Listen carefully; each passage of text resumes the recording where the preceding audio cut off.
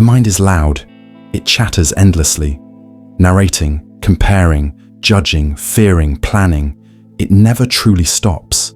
And somewhere along the way, you started believing that this noise is you. You call it your thoughts, your beliefs, your story. But what if that story was never truly yours? What if everything you identify with, your name, your roles, your memories, was simply a mask worn by something far deeper and infinitely more silent? The ancient Indian sages called this illusion Maya, not just an illusion in the sense of a trick, but in the sense of mistaking the reflection for the face. You are not your reflection. You are not your mind. You are what observes it. 1. The mind is a tool, not the master. In the Indian tradition, the mind is not the self. It is manas, one of the instruments of the self. Alongside intellect, buddhi, memory, chitta, and ego, ahamkara, the mind is just a vehicle, a tool. But modern life has flipped this. Instead of using the mind, we are used by it. Instead of witnessing thoughts, we drown in them. You say, I'm anxious, I'm depressed, I'm confused. But the real you is none of these. You are the witness, the sakshi, the one who watches anxiety arise, stay, and dissolve. When Arjuna collapsed in fear before the war in the Bhagavad Gita, Krishna did not say, believe your feelings. He said, these moods come and go like the wind. Endure them, O Arjuna. He reminded Arjuna that he was more than his mental states. 2. The illusion of I, ahamkara. The ego, ahamkara, is the false I. It is the voice that says, this is me, that is mine. I am this body. I am this success. I am this failure. But the ego is nothing more than a bundle of identifications. When you were a child, your sense of self was simple, present, aware, spontaneous. But over time, layers were added.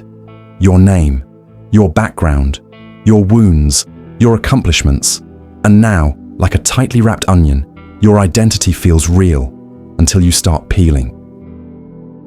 Vedanta says, neti, neti, not this, not this. I am not the body. I am not the thoughts. I am not even the emotions.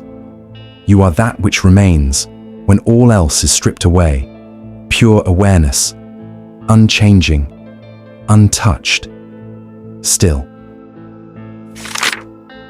3. The stillness behind thought.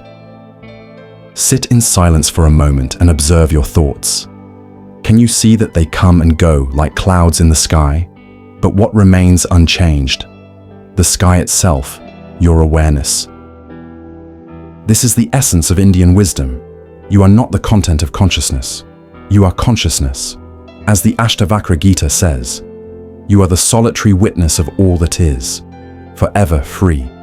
Your only bondage is not seeing this. The modern world celebrates identity, but identity can become a prison. You don't need to find yourself. You need to drop what you are not. You don't need to silence the mind. You only need to stop confusing it for who you are. 4. The power of disidentification. Imagine walking through a market and someone insults you. The mind immediately reacts: anger, hurt, revenge. But if you've practiced disidentification, you see the reaction rise and fall. You don't become the anger, you simply witness it. This is true power, not suppression, not denial, but freedom. Freedom from the mind, not through it. Spiritual awakening is not adding something to yourself. It's removing the false. It's watching the mask fall and realizing the actor was never the mask. It was always the silent observer behind it. 5. Living beyond the mind. The mind is useful. You need it to think, plan, calculate. But if it's always in control, you'll live in anxiety. That's why meditation is not about escape. It's about return. Return to presence. Return to what is real. Return to what you've always been. The Indian sages didn't ask you to become something new. They asked you to wake up from the dream. And when you do, a strange thing happens. You become lighter, not detached in a cold way, but free in a compassionate way. You care more, not less. Because now, you're not acting from fear, but from clarity. You are not your job. You are not your pain. You are not your mind. You are the awareness in which the mind arises and fades. You are the stillness watching every storm. And once you realize this, not just intellectually, but experientially, life becomes simpler, quieter, more beautiful. Because now, you're no longer trying to hold on to an identity. You're finally free to just be. This is the path. This is the wisdom. This is wisdom path.